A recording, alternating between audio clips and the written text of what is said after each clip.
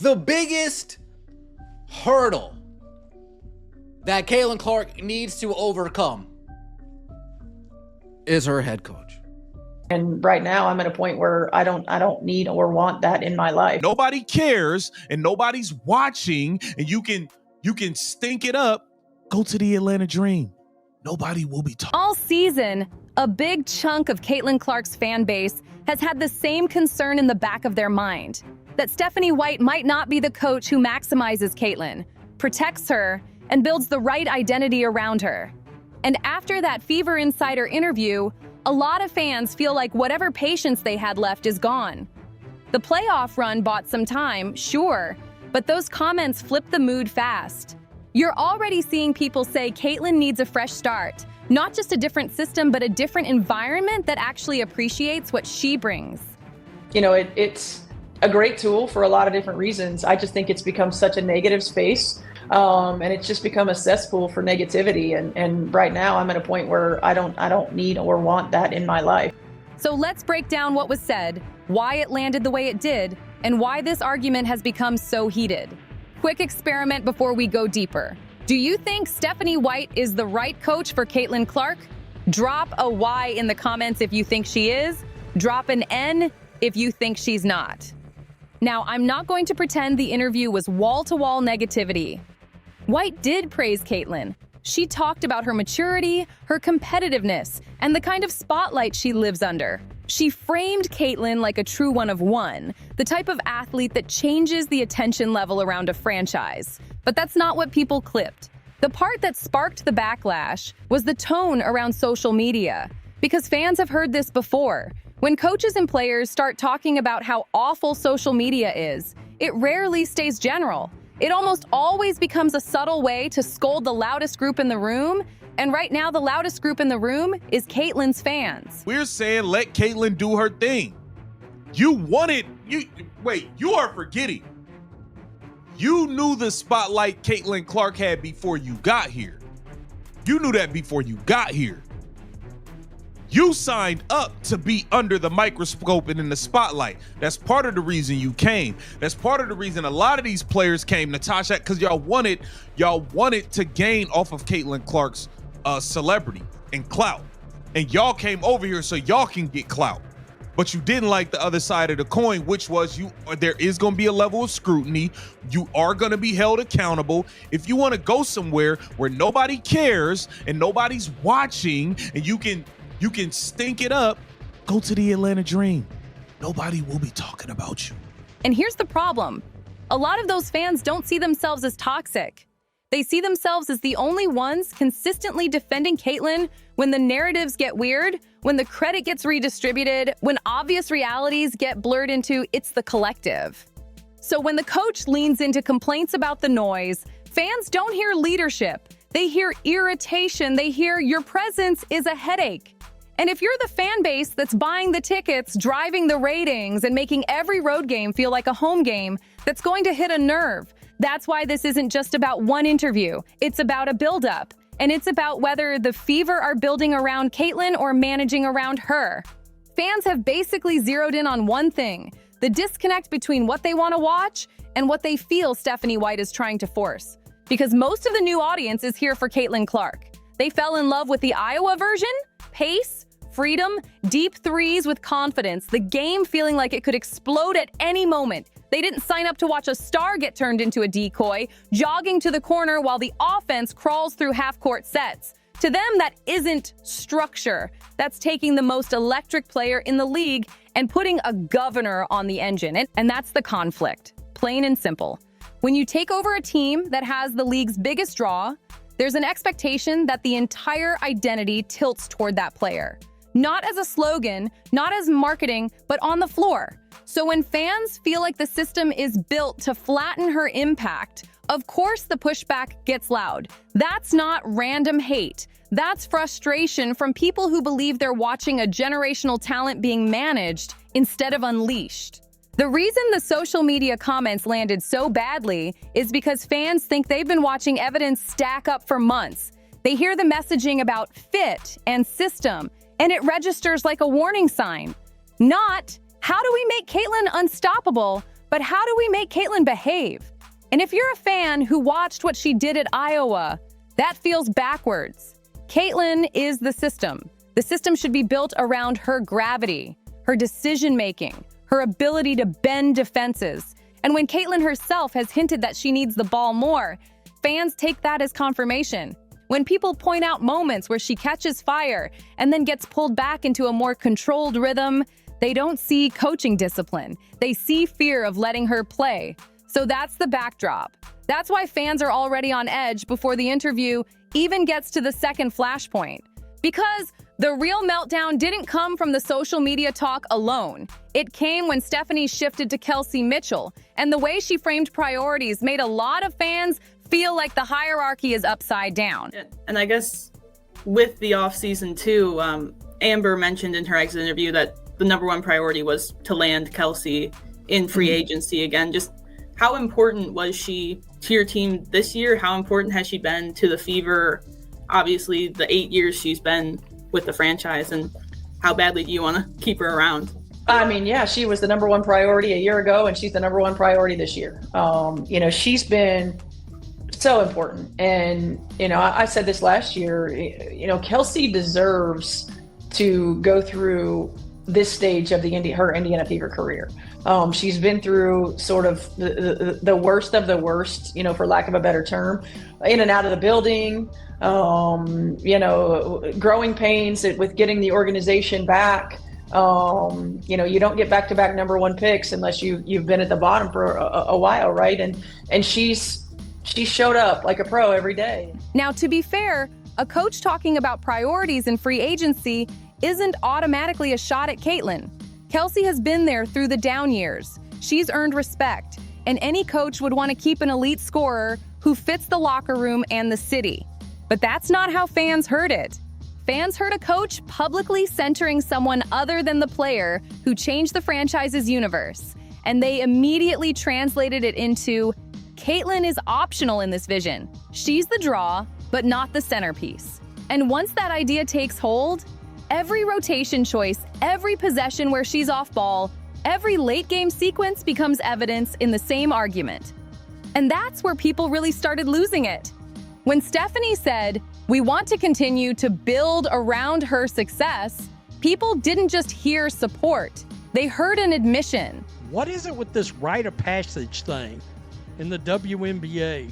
Well, she's been around the league forever. Don't care. Okay, that's great. But Caitlin Clark is your generational talent. You just said on camera you want to build around Kelsey Mitchell? Really? All right. Wow. Oh, I seem to be under the remembrance that people said this was a conspiracy theory. No, that's Stephanie White is... I'm telling you right now, I believe Stephanie White believes Kelsey Mitchell's the best player on this team. That's on a team that's got Caitlin Clark on the team, on the roster. Because the word continue implies the foundation is already there. And that's exactly what Caitlin Clark fans don't believe. They don't feel like the Fever have been building around Caitlin at all. They feel like the organization has been trying to sand her edges down and press her into a preset system. And that is what sets them off, because a massive portion of the current audience is here for one specific product, the Iowa version of Caitlin. Pace, freedom, audacity, logo threes, early offense, chaos that turns into highlight reels. Fans didn't show up to watch that energy get diluted into something safer and more familiar. Now, could it have been sloppy phrasing? Sure, she may have meant Kelsey Mitchell as one pillar alongside Caitlin, Aaliyah Boston, and the rest of the core. She may have meant continuity in terms of keeping veterans happy while also growing the star. But that's not how it landed, and it didn't land that way because fans are irrational. It landed that way because it fits a storyline they already believe they've been watching for months. The storyline is simple. Stephanie White has a vision, and Caitlin is being asked to adapt to it instead of the vision adapting to Caitlin. And fans don't just form that opinion from one soundbite. They form it from patterns, rotations, possession usage, late game decisions. The moments where Caitlin catches fire, and then suddenly the offense slows down, and she's moved away from the center of action. Even the way mistakes are emphasized when she plays free, as if the risk is the problem instead of the cost of not taking those risks. Then there's the messaging, because fans don't only judge what a coach calls on the court, they judge what a coach signals off it. That's why the way White talks about Caitlin matters. Fans notice when other players' milestones get celebrated with no caveats, but Caitlin's accomplishments get wrapped in context, redirected into a broader conversation, or framed as something that needs to be balanced out. Whether that's intentional or not, it's how it reads to the audience that's already sensitive to the league's habit of downplaying her impact. So when that build around Kelsey line hit, it didn't feel like a one-off. It felt like another tile in a bigger mosaic. But more specifically, when she was asked through the season, once Caitlin Clark won her ESPY award, Stephanie White was asked about this, and instead of boasting about Caitlin Clark, instead of gushing over Caitlin Clark, instead of hyping up her player, she brushed over Caitlin Clark's achievement, and she saw this as an opportunity to bring up players that nobody cared about in the past. Bring up Sue Bird. Yeah, Sue, you're cool. Nah, I don't care. Bring up Tarot. I don't care. Bring up Brianna. Nah, I don't care. So even when asked with a direct question about Caitlin Clark's achievements, Stephanie White found a way to skirt over it and bring up people in the past.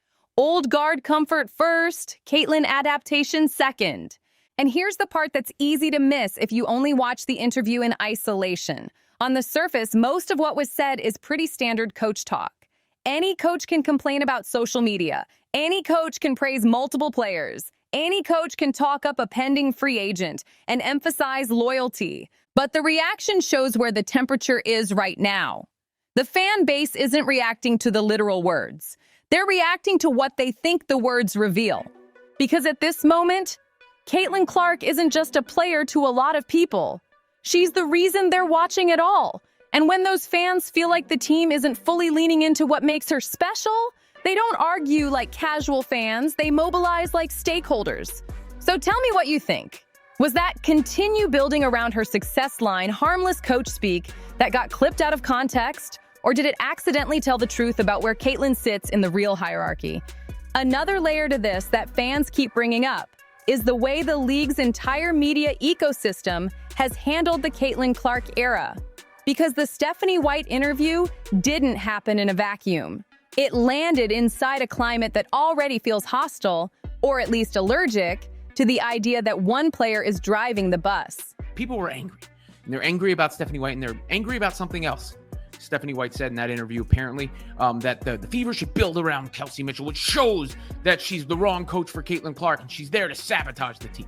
Kelsey Mitchell's a free agent. The front office has already said she's the number one priority. She should be the number one priority, given how good she is.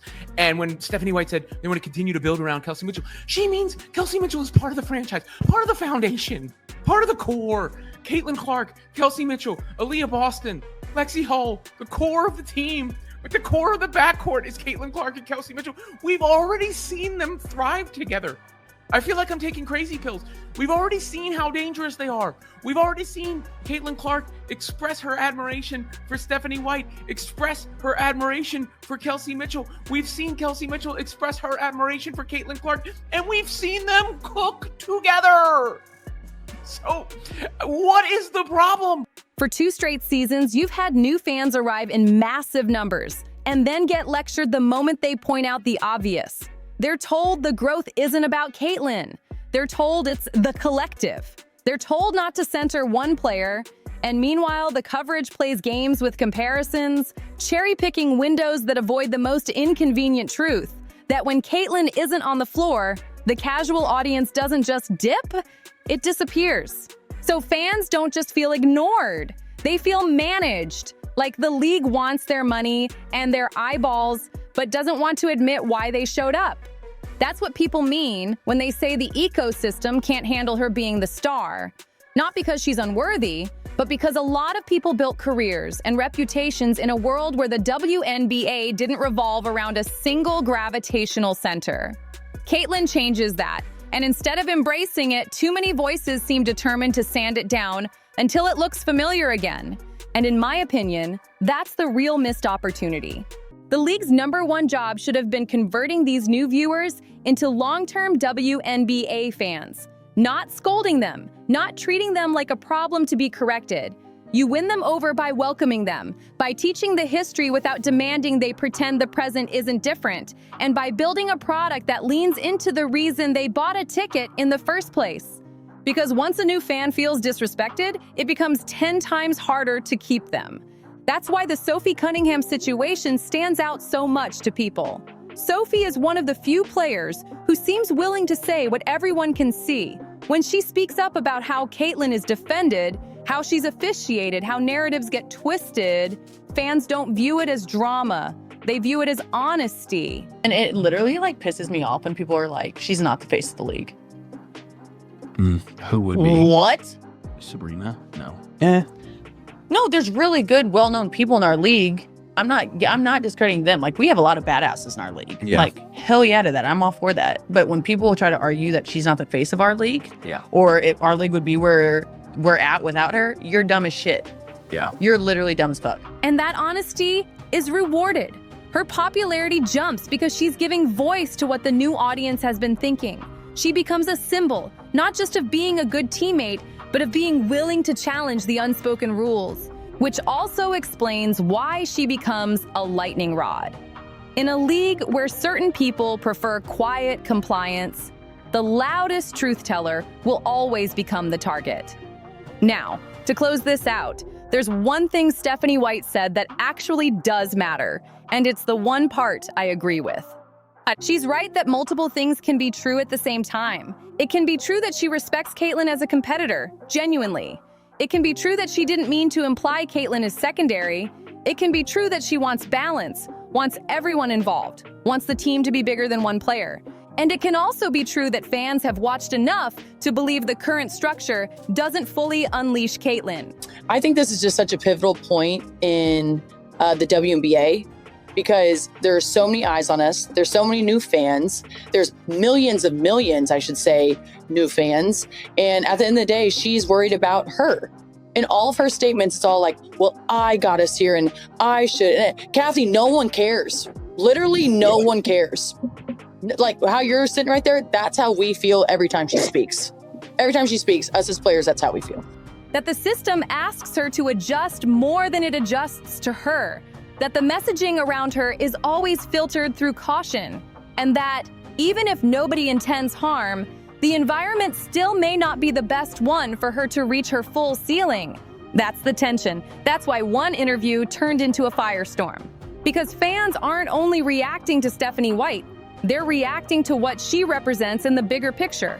A league still struggling to accept what it has, and still unsure whether it wants to build the future around the player who brought the future to its doorstep. And that's the crossroads the Fever are standing at right now, whether they admit it or not. Because this isn't really about one interview. It's about trust. It's about whether the people running the show understand what they have and whether they're willing to build a product that matches the moment they've been handed. Caitlyn Clark isn't just a star. She's the engine. She's the reason arenas are packed in cities that used to struggle to draw. She's the reason road games turn into home crowds. She's the reason casual sports fans who never cared about the WNBA suddenly know the standings, the storylines, and the names. You can call it the collective if you want, but everybody can feel the gravity. When she's on the floor, the league feels bigger. When she isn't, it shrinks. So when fans hear even a hint that the franchise wants to prioritize comfort over maximizing the engine, they panic. Not because they're irrational, but because they're looking at the clock. They know windows close fast in sports. They know one wrong environment can steal years from a generational career. And they're watching a situation where the coach has a rigid identity, the league has an ego problem, and the star at the center is still trying to keep the peace, while everyone else argues over what she should be. That's why the reaction is so intense. Because the fear underneath it is simple. What if they waste her? What if the Fever keep asking Caitlyn to fit instead of asking everyone else to elevate? What if they keep slowing the pace, flattening the chaos, and dressing it up as team basketball while the most valuable thing they have becomes less valuable? What if they keep treating her fans like a nuisance instead of a blessing? What if they keep acting like it's 2016 when the reality is it's a new era and the audience is telling you exactly what it wants? And here's the uncomfortable truth. Caitlyn doesn't have to stay anywhere that refuses to fully embrace her. Stars eventually go where they're empowered. They go where the vision matches the talent. They go where a front office protects them, a coach amplifies them, and a league markets them without resentment. So the question isn't whether Stephanie White meant what people think she meant. The question is whether the Fever are going to learn from the reaction or double down on the same approach and hope the noise dies down. Because it won't. Not as long as fans feel like the most electric player in the sport is being handled with caution instead of built around with conviction. And if you've been paying attention, you already know what happens next if they don't figure it out. The story doesn't end with a bad interview. It ends with a star realizing she can't carry a league that won't fully carry her back. If you want the real breakdown of what's happening behind the headlines, the clips, and the PR spin, make sure you're locked in right here on Courtside Leaks. Drop your take in the comments, Y or N. Is Stephanie White the right coach for Caitlin Clark? Or is this situation heading toward a breakup everyone can see coming? We've got every angle covered, every leak, every backstage twist, every moment they won't show you. Hit like, subscribe, drop a comment, and share this video. Stay locked in with Courtside Leaks, your home for the truth behind the WNBA headlines.